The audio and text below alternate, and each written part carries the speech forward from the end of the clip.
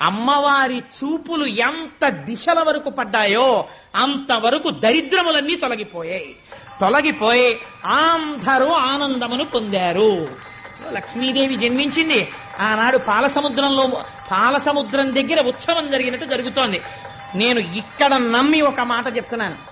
ఇవాళ ఈ ఘట్టాన్ని ఎవరు విన్నారో వాళ్ళకి కొన్ని కోట్ల జన్మలు తరమవలసిన దరిద్రం నశించిపోయింది. ఇది పరమ యథార్థం. అందుకని ఆ తల్లి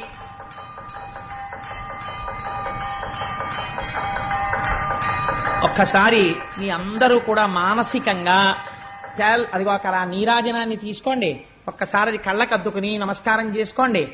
స్వామి త్రిమూర్త్యాత్మకమై దత్తాత్రేయుడై ఉన్నాడు. చక్కటి జేగంటలు మోగే ఈ దేవాలయంలోను.